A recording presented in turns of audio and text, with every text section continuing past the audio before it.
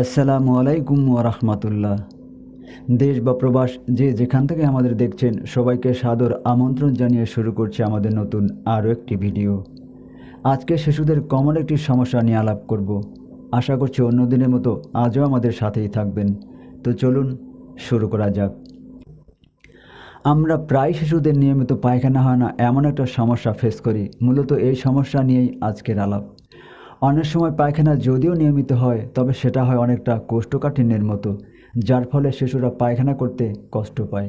তবে এই সমস্যা সাধারণত 2 থেকে 3 বছরের শিশুদের মধ্যে বেশি দেখা যায়। এর মূল কারণ বলা হয়ে থাকে শিশুদের নতুন টয়লেট করতে শেখা এবং খাদ্যাভ্যাসে পরিবর্তন।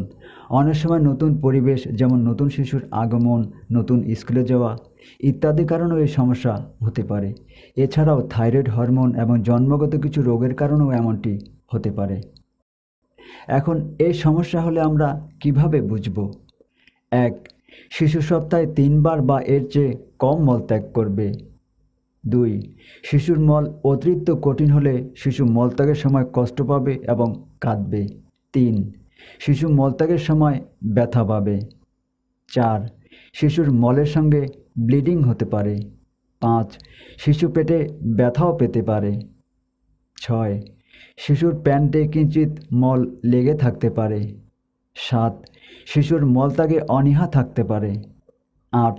মলত্যাগের সময় শিশুর মুখ কুঁচকানো অবস্থায় দেখা যেতে পারে। 9. শিশুর মলদ্বার ফেটে যেতে পারে। মলদ্বারে চুলকানি এবং দীর্ঘমেয়াদী ক্ষতও দেখা যেতে পারে। 10.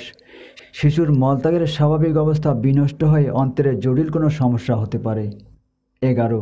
এছাড়াও শিশুর অরুচি, প্রয়োজনীয় পুষ্টির অভাব এবং শারীরিক মানসিক বৃদ্ধির ব্যাঘাতও ঘটতে পারে। তো এই অবস্থায় আমাদের করণীয় কী? 1. শিশুর খাদ্যাভ্যাসে কিছু রদবদল আনতে হবে, যেমন আঁশযুক্ত খাবার, ফল ও শাকসবজি বেশি করে খেতে দিতে হবে এবং সেই সাথে প্রচুর পানি খাওয়াতে হবে। 2. প্রক্রিয়াজাত খাবার, শুকনো ভাজা পোড়া খাবার যতটা সম্ভব এড়িয়ে যেতে হবে। 3.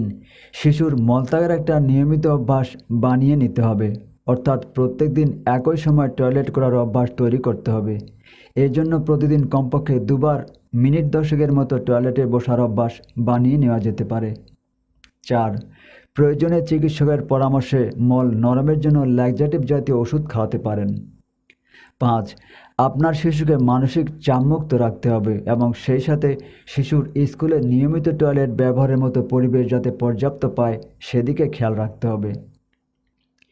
এই শিশুর জন্য কখন আপনাকে ডাক্তারের কাছে যেতে হবে? 1. যদি শিশু খেতে না পারে। 2. যদি আপনার শিশুর জ্বর থাকে। 3. যদি আপনার শিশুর পায়খানার সাথে রক্ত যায়। 4.